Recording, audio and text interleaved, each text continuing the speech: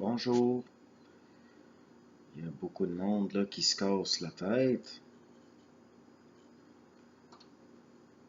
Bon, ben, j'ai pas à faire de reproches. Vous avez vu, on se sert comme prétexte de l'ouragan Harvey, puis les prix de l'essence bondissent au Québec, et en même temps, comme d'habitude, ça donne en même temps que les vacances de la construction, et puis là, les gens dans les médias vous expliquent que bien évidemment, ça ne peut pas tout expliquer au sens où comment ça rebondit, que c'est certainement un prétexte, mais on vous expliquera jamais en détail en quoi c'est évident que c'est un prétexte. Pourquoi? Parce que ça fait partie du travail des médias.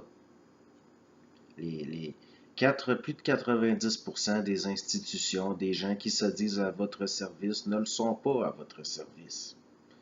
Ça fait partie de l'illusion. Et ça commence dès l'enfance, à l'école, l'amitié, la solidarité. Puis tout ça, c'est du conditionnement pour que l'individu serve au sens d'un serviteur. Une systémique qui, au fond, n'est pas très sophistiquée, c'est de l'esprit de meute. C'est-à-dire que l'être humain est encore un animal social et que ça, c'est hiérarchisé. Et on va mettre en condition ce qui est dans le bas de la hiérarchie pour qu'il y demeure et puis qu'il accepte sa condition du fait qu'il ne voit pas au-delà. Et puis, un des pires pièges, c'est que dès que vous commencez à le voir, là, vous allez être en colère et vous allez vous insurger. Et ça fait partie encore d'une façon de vous faire remarquer par cette systémique sociale-là. Et puis, en plus, ça va encore là, vous vous faites avoir parce que ça draine de l'énergie. De vous choquer absolument pour rien, que ça n'est pas en tant qu'ego, en tant qu'individualité, vous ne pouvez pas changer rien. Et puis, ça va juste faire que vous allez être une des poules du poulailler, que la tête dépasse et vous allez être repéré. Il faut être plus subtil que ça. Et puis, c'est une question aussi de tirer son épingle du jeu parce que c'est comme ça. Et je dis pas ça au sens d'accepter que c'est comme ça, que c'est correct que c'est comme ça, mais au sens d'être créatif et de quand même, quand même rester centré, de continuer à vous densifier en tant qu'individualité. Quand je dis que la solidarité, ces choses-là, ce sont des illusions, c'est pas au sens où que je dis que c'est de la merde. C'est au sens où de la façon dont c'est inculqué et transmis au niveau d'un conditionnement institutionnel, entre autres, et puis familial, que ça, c'est de l'illusion. Parce que la solidarité sera réelle lorsqu'elle sera une addition d'individualité réelle. Et puis quand je dis que ça donne rien de vous insurger, de vous mettre en colère quand ce n'est pas le temps pour des choses qui nous dépassent en tant qu'individus, au sens où ce n'est pas pratique, ça devient un drainage d'énergie, c'est au sens où il y a une profonde différence entre l'émotivité et la sensibilité. Si vous venez à bout de ne plus subir votre émotivité et d'avoir une gestion ergonomique de ça, vous n'allez pas perdre votre sensibilité. Au contraire, vous allez voir de plus en plus clairement.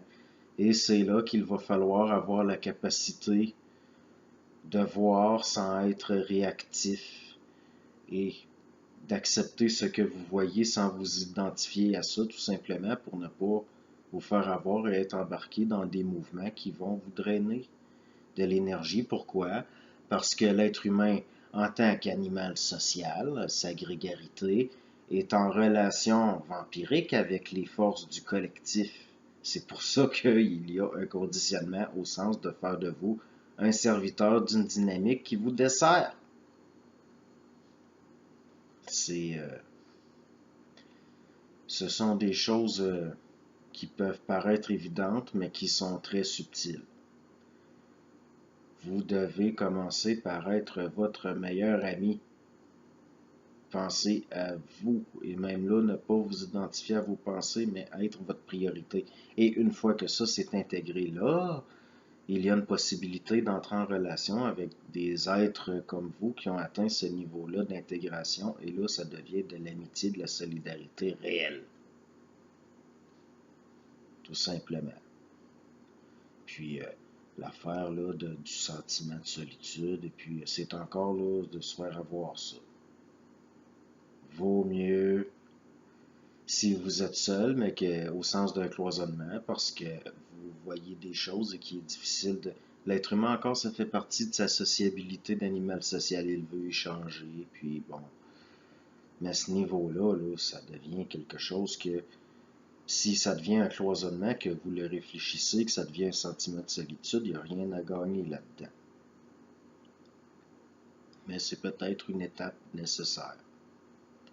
Quand vous serez fatigué de ça, malgré que j'ai l'impression que on dirait qu'il y en a qui aiment ça. Si vous leur enlevez leur souffrance, ils vont être pris au dépourvu comme s'ils n'avaient plus rien. C'est leur identité. Ce n'est pas une identité qui est réelle, mais il peut arriver que les circonstances vont vous forcer à le voir pour vous forcer à développer quelque chose de plus dense, de plus réel. Puis là, ça peut paraître... c'est pas important ce que ça veut paraître. Là. Ce qui est dit, est dit. Puis qu'est-ce que ça veut dire? Ça veut dire ce qui est dit. Puis c'est par rapport d'aller pas nécessairement à ce qui est dit au niveau formel, mais à ce qui est au-delà de ce que je dis.